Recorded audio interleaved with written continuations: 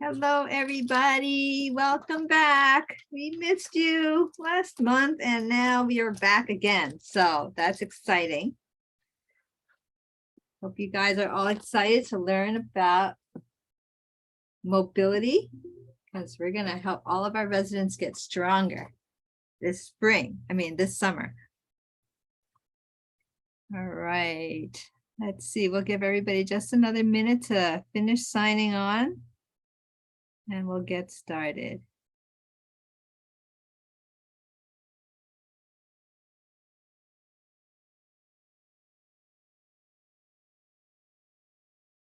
Oh, look, everybody's starting to type their names into the chat box. You guys are so good.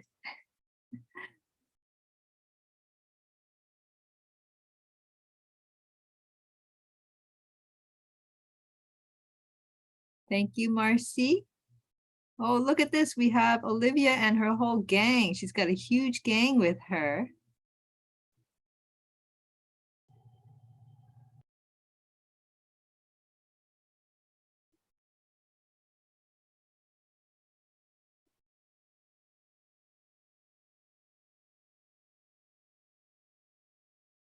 Okay, that everybody's joining. This is great.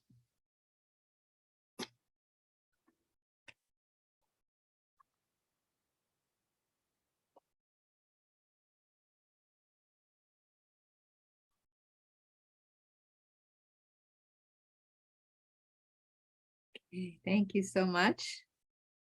Thank you so much, everybody.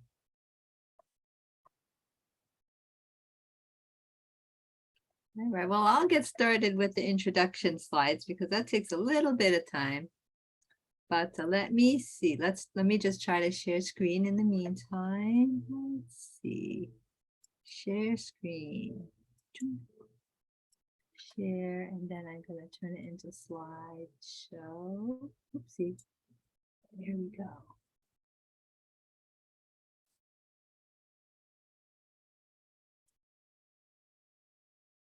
Okay. Oh, thanks so much, everybody. Still signing on. That's great. Okay. So anyway, welcome for our Care Home Echo. So free continuing education, convenient from your home, learning from each other, learning from us, and all learning from everybody else and sharing our experiences. So ask all your questions and don't be shy.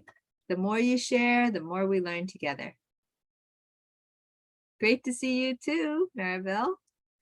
Okay, great. And so for case presentations, don't share your patients' names or birth dates. The questions can be anonymous. If you want to ask an anonymous question, just chat your question directly to, I guess, Juliana. You'll take the questions and just read them out. So safe learning environment. And these are not official doctor consults. This is for teaching purposes only. Okay, and you know how to use the chat tool. You know how to enter your names and enter the names of everybody joining your session with you on the same camera. So you know how to do that. Thank you very much. And there's a mute button. Don't forget to keep it on mute if you're not speaking. And then, of course, unmute it if you want to talk.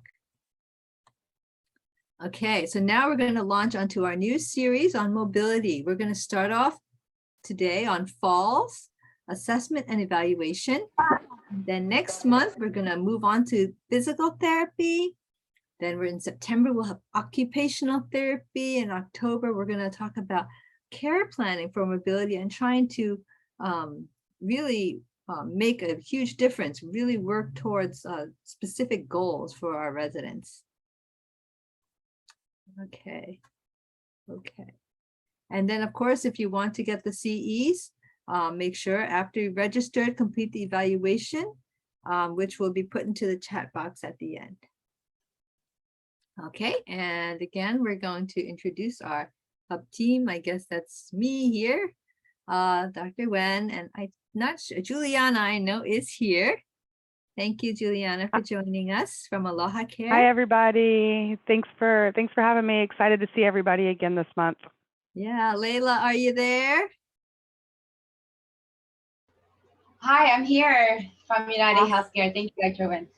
Wonderful. And then Wynette and Maribel, are you here? And say hi. I didn't see you, but maybe you're almost here. Okay. All right. I'm sure they'll join us a little later.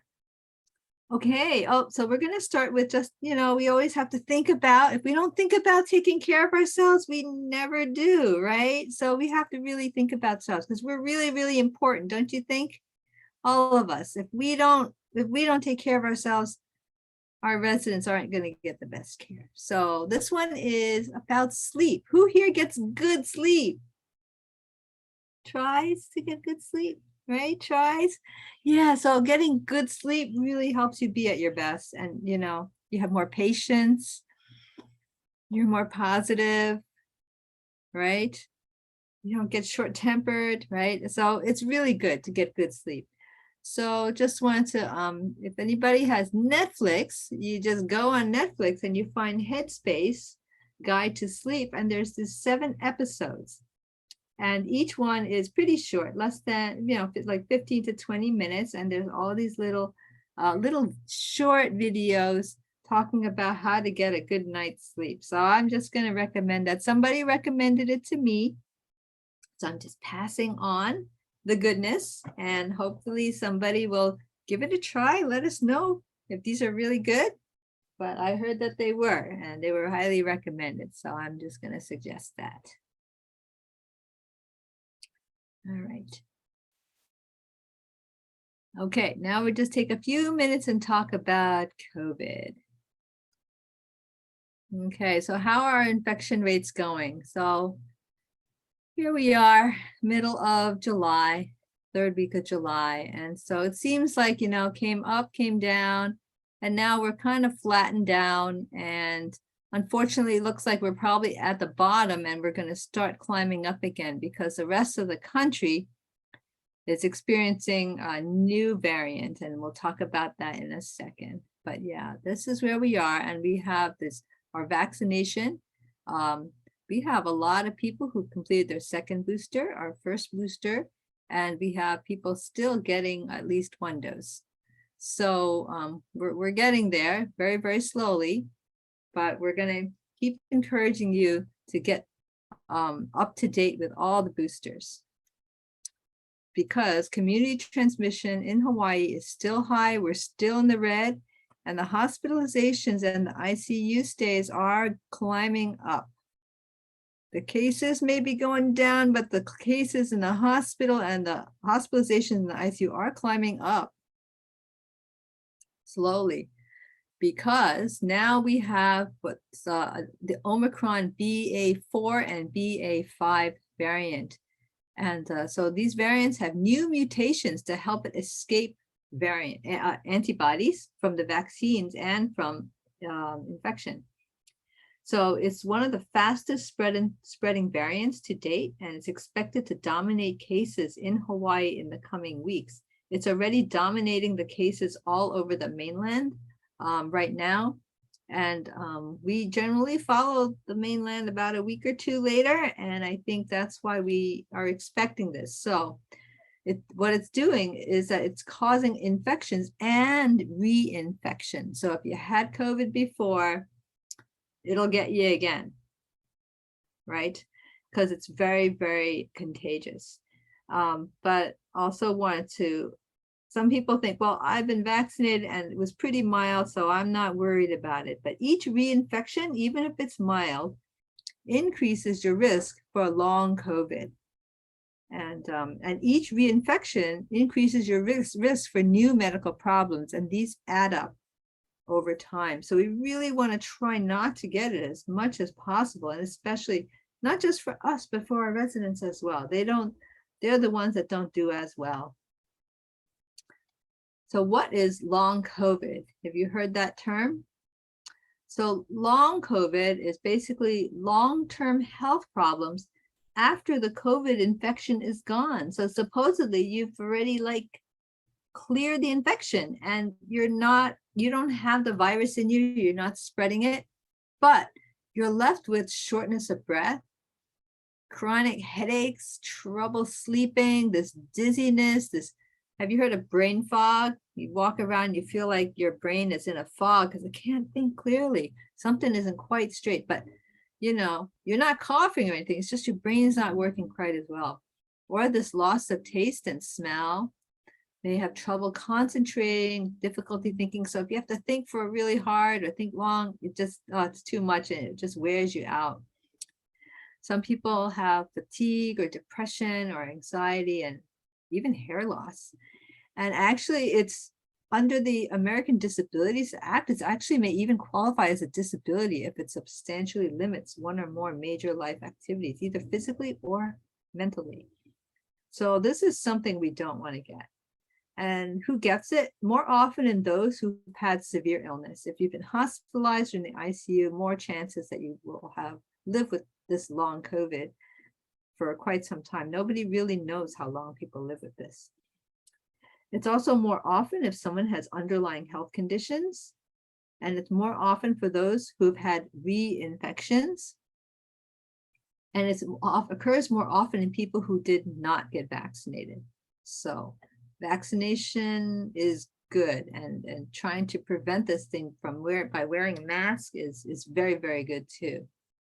So protect yourself, right? Vaccines still offer some protection. It says, you know, you'll read all the papers and watch the news, and it'll say that, oh no, this virus is super sneaky and it is resistant to the vaccine. Not completely. It still has some protection, not complete, but some. And so it's still worth getting up to date with the vaccines. Hopefully in the fall, in September or so, we'll have a new set of vaccines which will be more up to date and hopefully provide more protection. But in the meantime, we have a surge that's probably going to be kicking up, like right just about in the next week or so. So vaccines will offer some protection against long COVID and from severe illness. So get vaccinated and stay up to date with booster shots. Okay, and so before we move on, I'm just going to pause for a second and see if people have questions about COVID.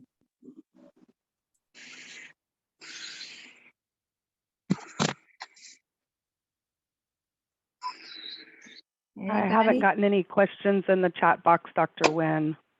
Okay, well, if you think of any, just put it in the chat box and we can answer them later too. It's not a problem. Okay, so let me do this thing. Oops. Hi, doctor. I have Yeah. a question. Oh, okay. Last May I have positive COVID in May, but I had 2 vaccines and 1 booster already. So and I still get. So how many months before I can get again for COVID testing and the second dose booster? Oh, you know what? I think you can, I think it's 90 days. So if it's May, that's June, that's July. It's like about now, probably. But you know what you can do if you're not, to be sure, you can call the COVID hotline, I think. If you Google, I think Queens, they have this COVID hotline and you could just ask any questions you have. Yes. Thank you, doctor. Thank you. But generally it's about 90 days. So probably first week of August is okay already, doctor? I think so. Yeah. Thank you, doctor. Yeah, no, good for you. Otherwise you'd be in worse shape, right? So I'm glad that you're doing okay. That's I got only the doctor is sore throat and coughing. Good. So, at least I get the vaccine and the booster, so it's the symptoms, it's not that serious. Good. Doctor. Very good. All right. Okay, falls happens so often, right? What should we do when somebody falls? Okay. So what is the definition of a fall? A fall is an unintentional change in position. You didn't mean to, but you found yourself on the floor, right? Or on the lower surface, like on a bed or a chair or a bedside mat or on the floor, something like that.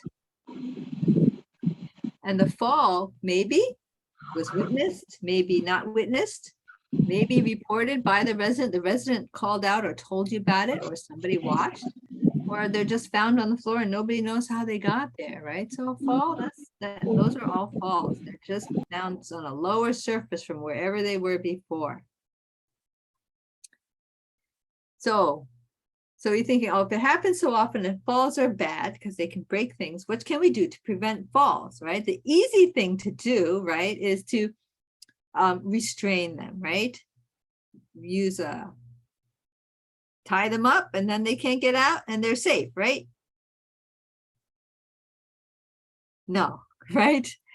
We do not use restraints to prevent falls. We do not use chemical restraints to prevent falls, right? Those chemical restraints are when you drug them, give them a medicine, and then they fall asleep. And then they don't wake up. Of course, they don't fall. And they don't give you any trouble. But that's not a quality of life, right? So, yeah, so restraint. So what's the problem with restraints and all of these things? So restraints are like, the restraint vest, there's jackets, there's the lap belts, right? There's the wheelchairs, restraints, and the belts, and then there's bed rails. And then some people use blankets. You take a long blanket and you tie them around there, and then you tie them to the wheelchair, or you just push them up against the table and they can't push themselves away. You lock the chairs, right? I've seen all of this thing, right? So, but these are not the way to prevent falls. These things can cause a lot of problems, right?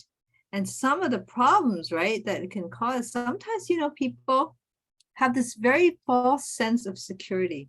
You tie them up and you walk away. You say, I don't have to check them as often, right? And then they wind up getting caught or stuck or trapped in between rails, or climb over the rails, or some kind of, or the vest creeps up and strangulates on the neck, or they slide down in their chair anyway, right?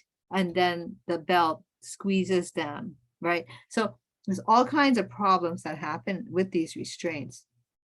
And so, CMS, for nursing homes, they have these really strict guidelines, and they warn everybody. And of course, the nursing homes get cited, right? And they get all kinds of penalties if you use physical restraints and other restraints, right? Because these can really be more dangerous than you realize.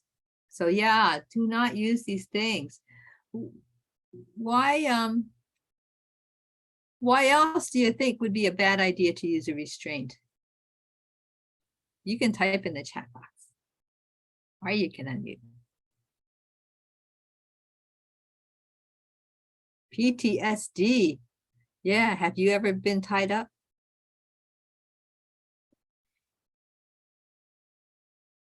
It's not good, right? Some people get actually very, very angry and mad, right? And frightened. Yeah. Anything else? Confusing, right? It might be more confusing to them. Yeah. So these restraints, please don't ever use these. This is what we say a very, very, very, very, very, very last resort. Right. Now, are they used? People, obviously, the stores still sell them. You can find them in the medical catalogs. I see them in there and they cost money. And people buy them. They wouldn't be selling them if people aren't buying them. People are still using them. Maybe they use it very temporarily, maybe to do like a blood draw or something like that, and then they release it afterwards. But there really needs to be a way to do this. So we're going to talk about ways of preventing falls without using these strategies, right? Oh, I forgot to talk about alarms too. What about alarms? Are alarms better than restraints?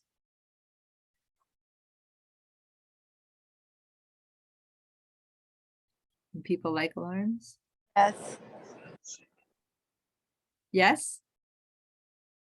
Alarms Yes, are. it is. Alarms are better than restraints, right? But they are kind of annoying. And they go off a lot, and then the residents like to turn it off, right? So you have to be careful with them too. But yes. Right, so try to use the least restrictive, least annoying kind of way to prevent falls. Okay, other ways to prevent falls is, let's think about, when we think about falls, I think about outside risk factors and inside risk factors. Outside meaning the environment, and inside risk factors meaning like medical problems and issues with the patient themselves, right? The resident themselves. Outside risk factors. So if it's an unfamiliar environment, or if there's physical restraint, right? Tubes or lines like oxygen and IVs, they kind of tie people to one spot. They can't actually move very well, right? And every time they move, they get pulled, right? So in some sense, tubes and IVs can serve as restraints. So we have to be very careful with them too, and make sure we give them a lot of slack and a lot of room to be able to move around. But yeah, sometimes people, because they're there, they want to yank them and pull them and tie them, untie them and get rid of them. If brakes on medical equipment are not locked, they try to get up and they push the chair and it slides away. If the floors are wet, very common in Hawaii, they don't like to put on shoes, right? Or they put on the wrong shoes that don't fit, or the shoes have heels or something that's not safe. Lighting might be poor in certain rooms of the house, or there's furniture that blocks their path to the bathroom, and so they have to go through this obstacle course. So those are outside risk factors to think about. And then there's inside risk factors. So obviously we can't help it if they're over 80 years old, but people who are over 80 years old tend to have more falls. If they have a falls history, that's your biggest predictor. If they've fallen once before, they're more likely to fall again. Fear of falling, if people are afraid of falling, then that is, they feel unsteady. They know something is not, they're not strong with their walking. And so that is a risk factor we got to look out and maybe provide more supervision.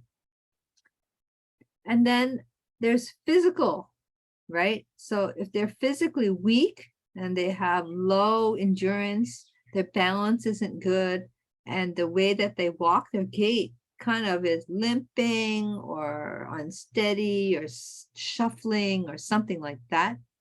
Those are risk factors for falls. And cognitive, the brain has to have some judgment about what is a safe way to walk and what is not, right? So you know, some folks, they get up and walk and they forget to use their walker, right? They leave their cane over there, leave the walker over there, and then they decide they're going to lean on something that is not steady, right? Or they decide they're going to climb up to reach something on top, right? So a little bit of judgment issues, especially if you have a little bit of dementia, or you think in your mind you're younger than you are, right? And you think you could, I could always do this, I can do this again, right? So people who have a little bit of cognitive issues can also have more falls. People who wander a lot, they, you know how that goes, right? They pace everywhere. And then they get so tired, they don't even realize they're tired, and then they prone to fall. Yeah, so, and then if you have poor vision, you know, a lot of people have cataracts and glaucoma and things like that. So they can't see quite as well. So they don't see what's on the outside. They don't see what's below, you know, and so they may not place their feet in the right way. Right. You're right. The most common cause of falls is going to the bathroom. You're right. Right. So that's something to really be on the lookout for. Always have to be ready. Right. And of course, medical conditions and high-risk medications. There's some medications, you know, that cause people to be sleepy, right? And some medications cause people to lose a lot of liquids, right? Like the water pills, right? They go shishi all the time, right? And if they're always going shishi all the time, they're always running to the bathroom, and that's going to put them at risk for falls, and also puts them at risk for low blood pressure. And that's also a problem, right? Some blood pressure medicines too can drop your blood pressures, or other medicines. So yeah, so think about all of these things, but obviously, you know, the doctor or the pharmacist can review and optimize the medications or the medical conditions, right? Have the eyeglasses checked, hearing checked, right? And, you know, if they have problems with their judgment or abilities, or they need more activities and supervision, right? Ooh, step stools are dangerous too, and steps as well, right? Steps, if you have multiple levels, you get one step down, oh my goodness, right? What a scary thing. Yeah. But for physical weakness, you know, these things happen very gradually, and sometimes we don't even notice it, right? But I think sometimes it can be preventable if we can, you know, realize that they have weakness, right?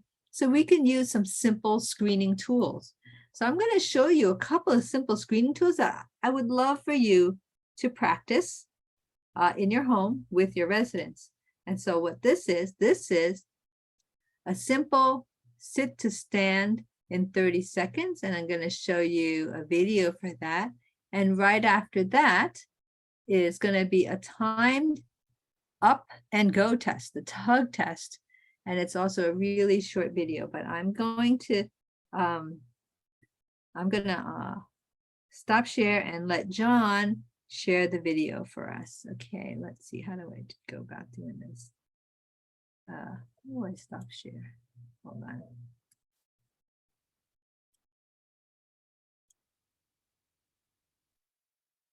Okay, you got it.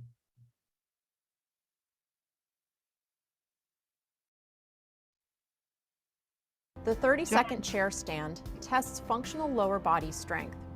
To administer this test, you'll need a chair with a straight back and a stopwatch. Place the rear legs of the chair against a wall so that it cannot slide backwards. Have your patient sit towards the front of the chair and fold her arms across her chest. Ask her to keep her feet flat on the floor and sit upright. She should try to stand up, keeping her arms folded across her chest without pushing off with her arms. When you say go, she should stand up all the way and then sit back down, doing this as quickly as she can until you say stop. Arms should remain folded across her chest throughout the test. Stand close enough so that you can catch the patient if she loses her balance. If the patient gets tired, she may rest, but let the time keep going. If she cannot stand even once, the test score is 0. Not being able to stand up from a chair without using one's arms to push up indicates a high risk for falls. Record the number of times the patient stood up in 30 seconds. If the patient is over halfway to a standing position at the end of 30 seconds, count it as a stand. Now, based on the age and sex of your patient, find their normal range on this chart. If your patient's score is below the norm for his or her age and gender, it indicates lower body weakness, a risk factor for falling. If the patient can't stand up even once without using her hands, allow her to push off using a hand on the chair. Be sure to document any adaptations. The test score is still 0 for purposes of comparing to normative standards, but this way her personal performance can be evaluated from one assessment to the next. I find this test is very helpful for monitoring the effects of strength training. It's also useful for motivating patients because they can see how much they improve by doing strengthening exercises on a regular basis.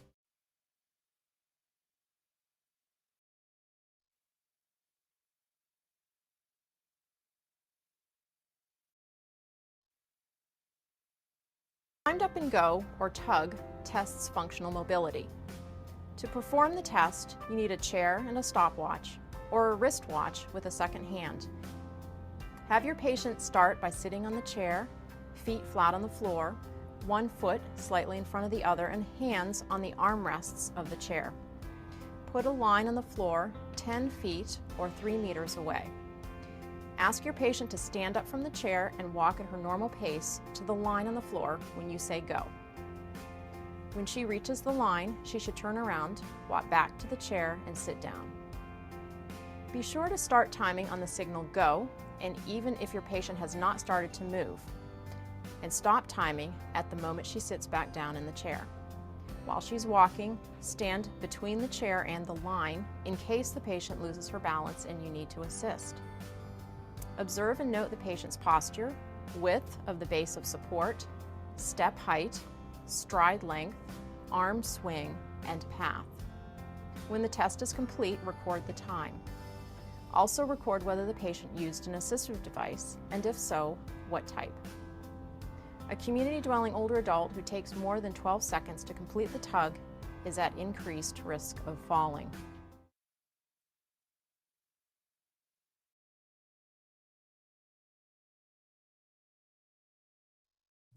Thank you so much, John, for sharing those videos. Do people have any questions about the videos? Has anybody ever tried any of these tests?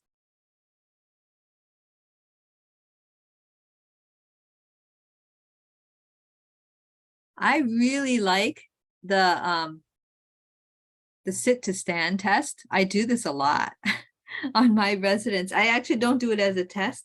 I do this basically as their morning routine.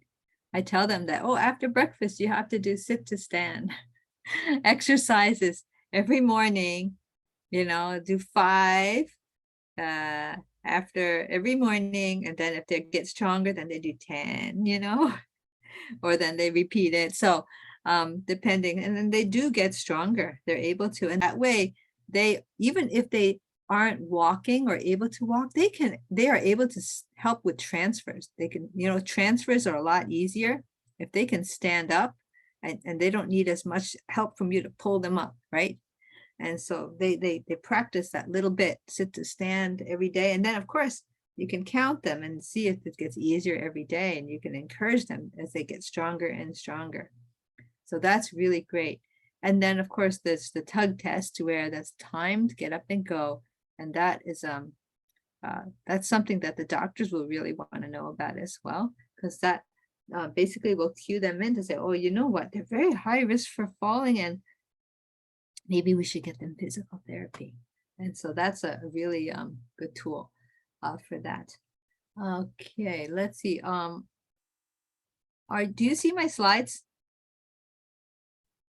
No? Okay, hold on. I guess it stopped sharing. Oh, so we can't see them. Okay. Yeah. I'm While gonna you're go- pulling that up, Dr. Nguyen, there was a question about long-term COVID, and you did mention that it was long-term. It could be a long-term disability. The question was, what does that mean, and will this be untreatable long-term and reoccurring a lifetime? Was the question. Yeah. You know what? Nobody knows because this is new.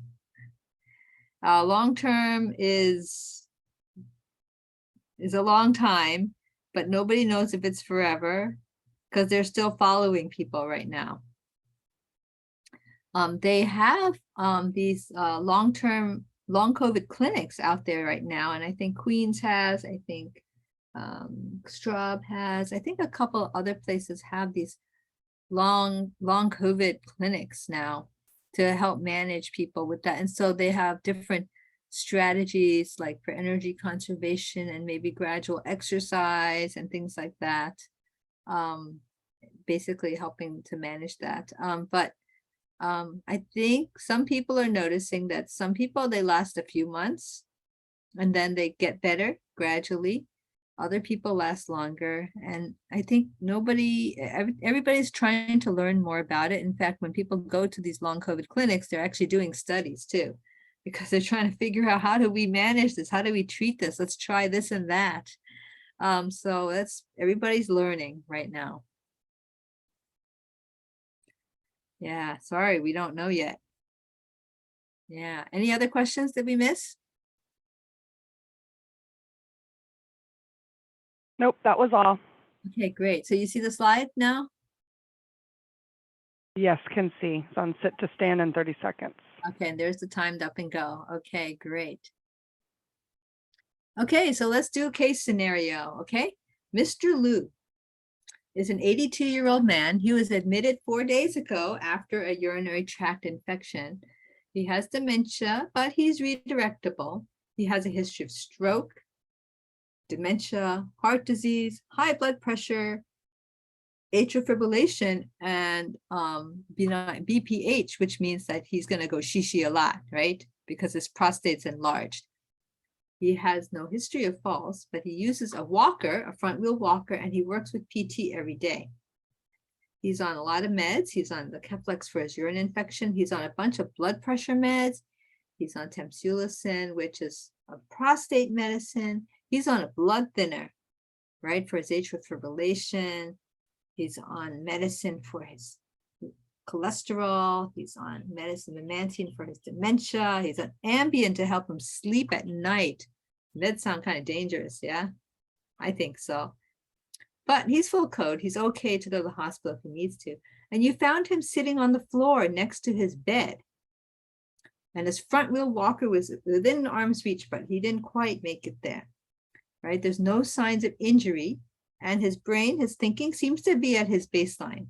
And you get a whole bunch of vital signs on him, right? So before calling the doctor, so you say, oh no, he fell. What am I going to do, right? Well, maybe I'll call the doctor, right? So before you call the doctor, make sure you check a whole bunch of things, right? Complete the relevant aspects of the SBAR form, and I'll talk to you a little bit about SBAR.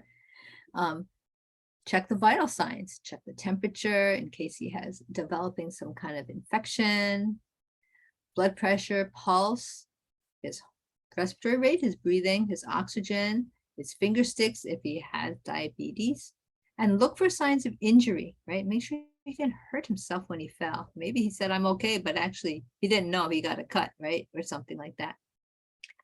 Look at his previous notes. Did we ever change medicines? Maybe I remember he changed his medicine like last week, right? The doctor just changed his medicine. Maybe that's something that we need to worry about, right? And then if possible, there's something called an interact care path, and I'll show you that later. And then just have all the relevant information ready for when you make a phone call to the doctor. So some of the things to be looking out for, right? Frontline caregivers notice all of these changes first, right? You notice that, you know what, something different, looks different than usual, talks less than usual, seems to need more help this morning. Maybe having participation less in activities. He's not eating quite as well. Maybe he's been drinking less in the last few days. You know, maybe he's losing weight, you know, or he's more tired or confused, or, you know, is he needing help with toileting more than usual? So these are the little things to be on the lookout for. And then, of course, after he falls, you should think back and say, wait. Has he had any of these problems in the past 24 hours that I need to be aware of? You know, was there something that I missed? That, you know, in retrospect, yeah, he was not quite himself, right? So these are very important things to pay attention to. And you're going to be the only one who really knows about this. So that's why it's really important, because these will all provide clues for the doctor to figure out, why did he fall and how can we prevent it from falling again. So this is a care path for falls. This is kind of like a flow diagram, right? That you can sort of get. This is like from this Interact company, right? And they have these tools that are free, but you know, you have to kind of sign up for it or something like that. So it shows you. So I'm going to go through that a little bit. But if you are really motivated, you really want to look, this is something you could access. Okay, so after they fall, check the vital signs. Make sure you check the temperature, blood pressure, pulse, heart rate, the breathing rate, oxygen, and the glucose finger stick if they have diabetes. And if they have problems like fever or heart rate greater than 100 or less than 50, rapid breathing or breathing that's too slow, blood pressures that are too low or too high, oxygen that's below 90 or finger sticks, or they're not eating or drinking, you need to call right away and notify that doctor. These are red flags, right? And then after you check these vital signs, make sure you also look for evidence of injury. See if they are hurt. Do not move them off the floor until you've looked at them completely, and make sure that they didn't have a fracture, right? Or their leg doesn't seem straight. It's turned and it's curved, or it's bent, or there's something, right? And make sure, is there head trauma? Did they hit their head in the back, or in the side? Did they have any lacerations that require sutures that need to stop the bleeding and go to the, call 911, right? And of course, see if they have loss of consciousness. They fainted, they went blacked out, not responding. Maybe they had a seizure, or they're having shaking, or they're just very, very more confused than usual. Something is really up. So these are just making sure they're not hurt. And so that is the first step for evaluation once patients fall. Okay, and then here's another thing this is another great skill to know. Orthostatic vital signs. Have you ever heard of that? Orthostatic blood pressures? This is the next step up. After checking the blood pressures is checking the blood pressures at different positions. Checking the blood pressure lying down. So do you see this picture? I drew this picture of a person lying down. There's the feet. Check blood pressure and pulse after lying flat for 3 to 5 minutes. For example, 150/85 and a pulse of 80. And then check the blood pressure again after sitting for 3 to 5 minutes, sitting upright, sitting at their bedside or in a chair, and see what that blood pressure is. And then check their blood pressure and pulse immediately after standing, and again after 3 to 5 minutes. And then see what that blood pressure and pulse is. Now, normally, when you and I are laying down in bed, we have a certain blood pressure. And when we stand up, right, the gravity pulls down and our blood pressure drops right away. But our heart knows how to compensate that, and it beats a little faster, and our vessels squeeze. And so we maintain that blood pressure. The blood pressure comes right back up, right? And we don't fall, we don't faint, right? But you do notice that sometimes if you're dehydrated, right? If you're lying down and you get up really fast, you feel a little bit, right? A little bit lightheaded, right? That's your blood pressure dropping. And then hopefully with a little time, your heart will compensate and squeeze a little harder, and your blood vessels will squeeze a little harder, and then your blood pressure will get back to the normal, right? So what happens is if they're lying down and after 3 minutes, there's a 20 millimeter drop, say 150 to 130 in the systolic blood pressure, or a 10 millimeter drop in the diastolic blood pressure, or the heart rate goes up by 30 beats per minute, any one of these three, then we say they have orthostatic hypotension. That is, their blood pressure drops with position. And that's a very high risk for falling. And the doctors really need to know that. This is very common in people who are older, because their blood vessels are a little stiffer and they don't adapt quite as fast. That's why we ask people to get up slowly, right? And when you're doing this blood pressure check, ask them, do you feel lightheaded, faint, or dizzy? And do you notice if they're looking pale, if they're sweating, or if this is also within 2 meals after starting, 2 hours after starting a meal? So yeah, because sometimes actually after you eat, all the blood from in your brain goes down into your stomach to digest all the food, right? And then it leaves you a little bit with a lower blood pressure. And so that's why we call a postprandial hypotension. So people are higher risk for falling after they eat a big meal, especially. So anyway, if a blood pressure is less than 90/60 when standing, you know what? Just put them back to bed. Don't even try to, walk them anywhere. So because that's too low. That's too low and it's dangerous. Any questions about orthostatic vital signs?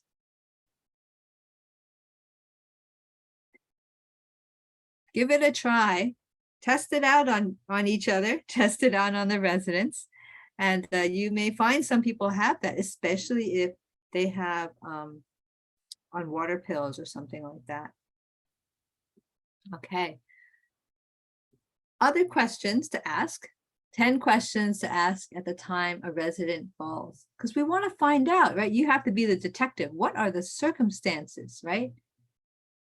How are you? Ask them, what are you trying to do? What was different this time? How come you fell this time and not last time? And he might say, oh, the walker was too far away. I could not reach it. Oh, no, right? That's important.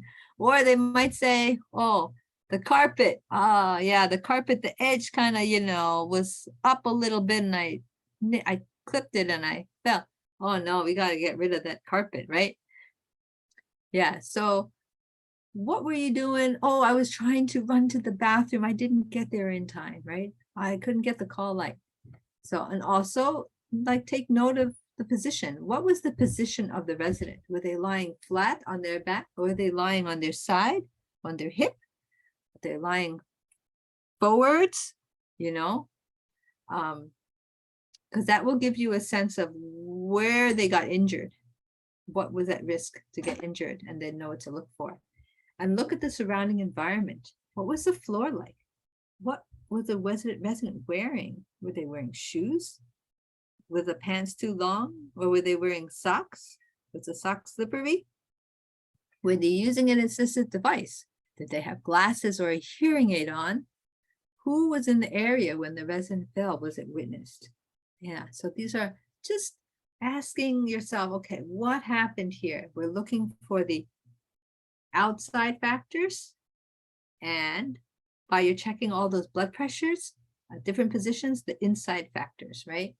It's really important because we want to prevent that. Okay, and so you're like, all right, I got it. I'm ready to call the doctor, right? And so SBAR stands for situation, background, assessment, and recommendation. So that's SBAR. And I'll just give you an example of what SBAR is. Situation. Doctor, I am calling about Mr. John Liu. J-O-N-L-U. The patient's code status is full code. The problem I am calling about is a recent fall. We found him at 10 o'clock and he was on the floor, whatever. And here's the background. The background is he's an 82-year-old man who came to us from the hospital after he was admitted 4 days ago for a urine tract infection. He's on antibiotics. This is his medical history with stroke, dementia, heart disease, AFib, hypertension, and prostate enlargement. He is forgetful at times, but he follows directions. He uses a front wheel walker, and he has been walking with supervision. He's been eating 100% of his meals and has a BM daily. There are no new medications, and here are his list of medicines. And you can tell no new meds. And your assessment, remember we talked about that assessment with the vital signs and the injury? Then you tell them, okay, blood pressure lying down was 120/78, heart rate of 69, respiratory rate of 18, temperature 98.1, and oxygen of 97% on room air. Oh, bonus. You guys get a bonus if you check the orthostatic vital signs, right? Look, his blood pressure standing is 100/75 and a pulse of 75. Who here thinks he has orthostatic hypotension?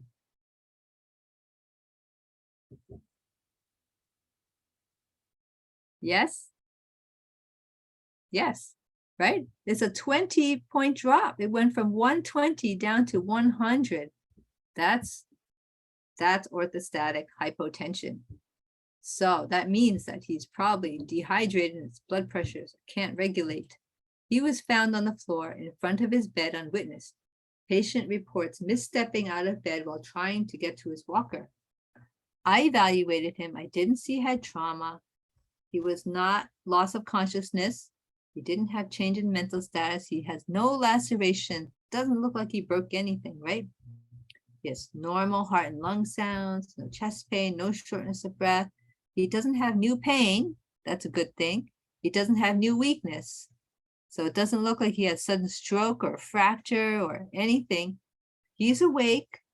He's at baseline. He has a little pain on his buttocks, but otherwise he's doing well. Phew, what a relief. You lucked out, right? He didn't do anything too terrible to himself. And recommendations. Then you say, okay, this is the next part of that interact form, right? And we think about things to look for. And he said, think about the different tests or how to manage them. I think he's all right. Maybe just a little bit of buttock pain. Maybe you think I should give him some Tylenol, maybe? Or would you like us to monitor him some more? Should we check more vital signs every shift? Check at the orthostatic blood pressures? Should we give him fluids? What should we do? Right? So these are the types of things you might want to ask the doctor. And hopefully, if you've given the doctor enough information, they can give you advice on what to do next. Maybe they might adjust his blood pressure meds, or maybe they might ask you to push fluids and have them drink more, or something like that. Or, maybe order labs if they think that it's needed, or x-rays if they're concerned about some kind of fracture. Okay, and then after you've given the doctor all the information, it's the doctor's turn, right? The doctor really wants to know the vital signs, their condition, any symptoms that they had when they fell. You need a medical problem list, their medications to figure out which medicines are dangerous. What were the circumstances? Was there environmental risk factors? Did this happen right after a meal? Did this happen because of poor intakes and they're dehydrated over the last 3 days and we didn't realize that? Or was there urinary incontinence involved and he had an accident? That way the doctor can target the medical evaluation and the treatment. That's all the information we need. And we'll want to do a special exam, special physical exam, looking for that orthostatic blood pressure drop, thinking about their cognitive status, their heart rate, their pulse, their gait, right? When you tell them about your Tug test, or there's something called the Berg balance test. There's a strength evaluation. We'll tell them to, raise your arms, lift your legs, push against me, see how strong they are, check their neurological things, see if they have reflex problems or tremors or stiffness. And of course, also, look at their feet or their footwear in case there's some problems with sensation in their feet. Some people have neuropathy. It's a very common problem as you get older. From the spine, there's some blockages of some of the nerves, and they don't have as much sensation in the feet, so they're not sure where they put their feet. And that can increase the risk of falls too. Okay, and then so the doctor might order some labs, blood work, vitamin D, vitamin B12, bone mineral density. That's how strong the bones are. And maybe think about EKG for the heart, or imaging, x-rays or MRIs, things like that. And the doctor will also look at their medical conditions. Maybe is there something with their vision? We can send them to the ophthalmologist or the neurologist, or maybe we need to take care of their urinary incontinence. They go to the bathroom 10 times a night. That's terrible. Maybe they need some medication to help the bladder not be as spastic, it's so sensitive, or something like that, right? Or if there's heart problems causing the low blood pressure, can we manage that? Other neurologic disorders like Parkinson's disease, right? People, maybe the Parkinson's isn't optimally managed and we need to tweak the medicine a little bit, right? Maybe the diabetes, the sugars are too high. That's why they go to the bathroom all the time. When your sugars are too high, sugars are constantly in the 200, 300 range. The sugars is what makes you go shishi all the time, right? So maybe we got tighter control of that blood sugar, right? So lots of things to consider. Oh, even the arthritis, right? Arthritis, if you have pain, your people with arthritis tend to fall more too because of the pain. You walk and something catches and it was a little weak and you fall, right? Yeah. I see here a note that, somebody to wear shoes with firm non-skid. Avoid those loose fitting slippers. That's true. Footwear is important. Okay. And the doctor will also think about high-risk medications. And this is just a list of them. But yeah, just make sure the doctor has the full list of medications and anything, let them know if they've stopped taking them or if there's anything new. And then, of course, a physical therapy referral, proper footwear, physical therapy, PT with assistive device review. So they might think about, you know what, the cane's not good anymore. Let's switch to a walker, right? Or they may have other ideas. They might do safety evaluation, maybe bath mats, maybe a lower bed, maybe a toilet riser, a toilet seat that's raised, or a bedside commode, or use a urinal instead of trying to get up so fast to use the bathroom at night, or maybe a shower chair. So it's all kinds of durable medical equipment that they might recommend to decrease the risk of falls. Maybe they need more assistance and supervision or caregiver education on how to transfer them safely or whatever. And then stay tuned. Next week, we are going to have a physical therapist join our session. And we're going to talk about different exercises, like for strength training, for balance training, and for developing endurance. And so, and what can we do to help the patient be successful with physical therapy, right? Because there's only, the physical therapist is only there for a very short time, right? And you're there the rest of the time. What can you do to help that patient be successful with PT, right? And how can we improve their functional abilities and reach their goals? So that's what we're going to talk about next week. So thank you. Now, before we end, I realize we have very short time now. Caregiving, we know, can be very challenging. We really appreciate everything you're doing, right? And then some days, right, are challenging. Some are good days, they're more fun. Some are frustrating. Some are burnout. Some are lots of love, right? And then you spin the wheel and every day is a little different, right? But, you know, caregiving is challenging and we want to support each other and we want to find ways to help you guys. So that's why we're having these echo sessions, but we want to do even more. So we are going to send you a link to this care home needs assessment survey, and we want you to do this today. So this short survey will be in one of the links when you do the evaluation for this session. And we'll see what other ways that we can support you, because we want you to be able to continue doing this very, very important work and to do it well.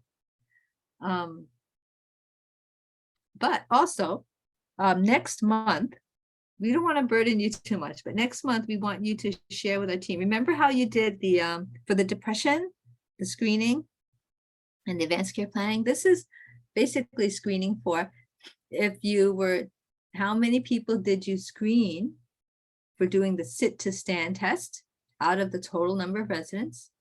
How many times up and go tests? How many tug tests did you screen out of the total number of residents? And how many falls in the past month?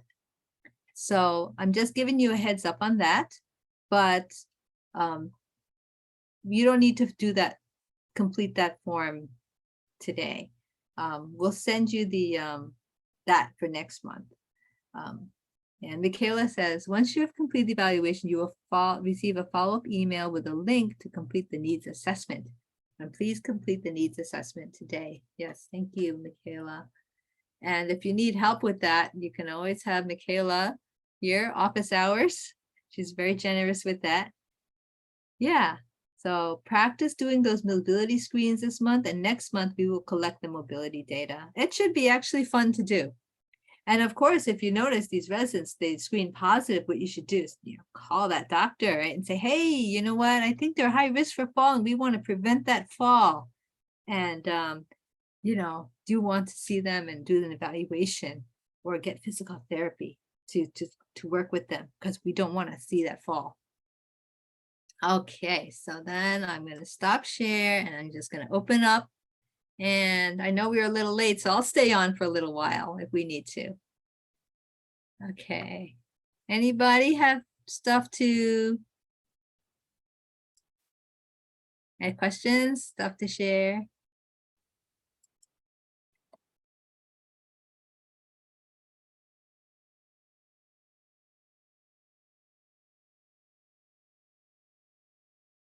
Anybody got stories? Dr. Wen, this is Maribel. If, let's say, this is regarding the restraint, if the patient has, let's say, prescription from the doctor and say, it's okay to use restraint, but it's okay to use temporarily, but not as, like what we saw on that picture where the guy has to sleep with it and everything, that would not be okay. It would be a last resort if you know that person has no upper body control and you want to put them in a shower and stuff, you're allowed to use a restraint just for that time being, but it should not be used all the time while sitting. Correct. So that would be okay. Yes. All right. Sounds good. Just want to make that clear. Some people use restraints and they think that it's safe. And they think that, oh yeah, now they're safe, so I don't need to check on them because they won't get out. Right? No. Yeah, that's true, but that's wrong thinking right there. That's correct, right? So we don't want to do that. And of course, the more you restrain them, right, then you have a whole host of other problems, right? Things like pressure ulcers, right? People can develop. Plus depending on the material too, you don't know if they can hurt themselves with that too. So that device. People, yes, I've seen people cut themselves. Yeah. Because they can't tell you, especially if the person is maybe cognitively impaired. He wouldn't be able to tell you whether it hurts or what he's doing because totally confused. Mm-hmm. Yeah, actually, have you seen mattresses? Sometimes if you instead of putting restraint, right, if you use these lipped mattresses where it kind of folds up a little bit so that they can't roll out that way, that sometimes is a good way too, right? Or you could put pillows there or something, right? Pillow, yes. Right. Those are better. Yeah, what I do is those wedge. Yeah. On the side, I put it where the patient wouldn't be able to grab another way or the other way, but because he's wedged in, so it's difficult for him to try to get up, so, but then you have to make sure that sometimes he does remove that. So you have to still supervise. Yes. You still have to supervise regardless. Don't be fooled, right? People can get out. And then when they do, they hurt themselves more. And then on the bed rail, I found ways, those pool, the tubes for the pool, they're like floaters. Yeah. I put that on the bed rail so they won't hurt themselves or their leg will not get caught. So I found out that it was helpful because they don't injure themselves there. It's like a cushion. It's like putting a cushion as a barrier. Pool noodle. Yeah. Yes. So I'm just sharing that. So maybe somebody might have that problem with their patient, kind of like always banging the side rails. They can use that.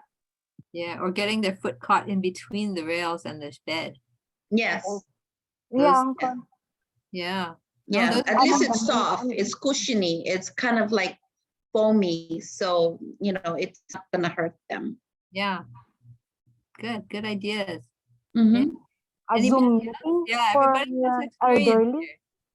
But yeah, be careful. Like don't always, nothing replaces monitoring. I take the certificate. That's true, doctor. Yeah. I just kind Thank you again. Nice seeing you. Yes, thank you. Anybody else want to share any tips or stories that you guys found helpful? Does anybody have questions on how to do that blood pressure orthostatic check? Hi, Dr. Wen. Yeah. Can we use a monitor inside the client room? Like a baby monitor? Yes, doctor, if the patient is restless or wandering around. That sounds like a great idea. As long as it's okay with the family. Oh, okay. So we don't need to get any approval from the doctor or the DOH? No. I think I think you probably should get approval from the family because it's a privacy issue, I think. Yes, doctor. Because if you put the monitor there and then it broadcasts, to the entire, front, maybe they don't like that, right? Yeah, the monitor is connected to my cell phone. Okay, well then, if that's all, then yeah, that's good. Oh, okay, then, doctor. Thank you. Can I say something? Can I say something? Yes, About the yes. monitor, you need the family to write a letter according to CTA. Because I have that. She told me you need to let the family write a letter saying that it's okay to have a monitor in her bedroom. Because Yeah. yes, that's a privacy. Yes. Okay, thank Yeah. you so much. Thank you for the info. You're welcome. Lynette, You're what did you welcome. say? And also for the doctor's note, sorry. I kind of like forget what I was gonna say already. I'll get back. Go ahead. Okay, yeah, and you can type it in too. Yeah. Okay, Lynette? so let me just, you can include them as far as any type of camera system. If you include it in your policies and have the family sign it upon admission, that's a requirement by Department of Health. So that the families are aware, and when Department of Health comes in and they know you have a monitoring system, they have to see that documentation signed by the family. Oh, okay. Thank you, Miss Lynette. Thank you. One more thing, Doctor, when this is Maribel again, because I have a similar situation. The case management has to, as part of the care plan, if there is a monitoring camera in there. Yeah. Yes, it has to be part of the care plan or Yes. service plan. Yes. Okay. Are you gonna leave? How can we get the certificate on this one, Dr. Wen? Oh, so there's a, let's see, in the chat box, there should be a, right there. Michaela, you can put that in again, the eval form. Click on the link and just fill it right after we finish here. Right, you just put it there, just click on that link in the chat box and you will get your certificate. Oh, okay. Thank you, doctor. Yeah, it's easy. All right. Okay, can I distract you guys for a second? Because I remember what I was gonna say. Do we need thank you, do we need a doctor's order to put those, the support for the bed rails? Like, Yeah, when we put cushion, do we need notes for the doctor? bed rails, full bed rails are considered restrained. Yeah, and so you probably should get an order.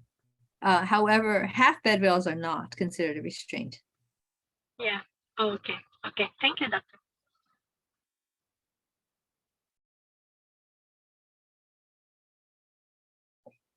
All right.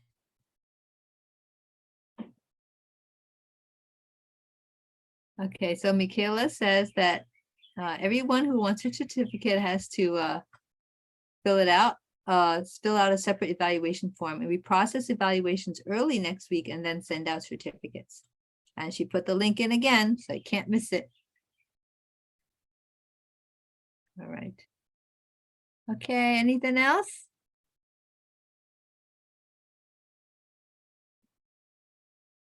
When will be our next session, doctor? Oh, next month, August.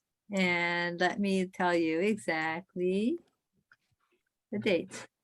August Oh, I don't know. Third Thursday. August 5th. Yeah. August 19? Oh, no, 18, yeah. The third Thursday. Yeah. Okay, and then at that one, we're going to talk about physical therapy. So Okay, that's one very practical one. Okay, yes. That's right. Rosalia says half bed rails is for mobility. That's right. That's why it's not considered restraint. Right.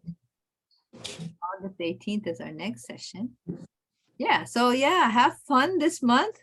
Try out all the get up and go tests, time that, and then do the sit to stand chair, and then check out those orthostatic blood pressures. And you might be surprised, you might discover patients with all these new findings that you might want to tell the doctor about. So, and they'll be so impressed with you. They'll be like, wow.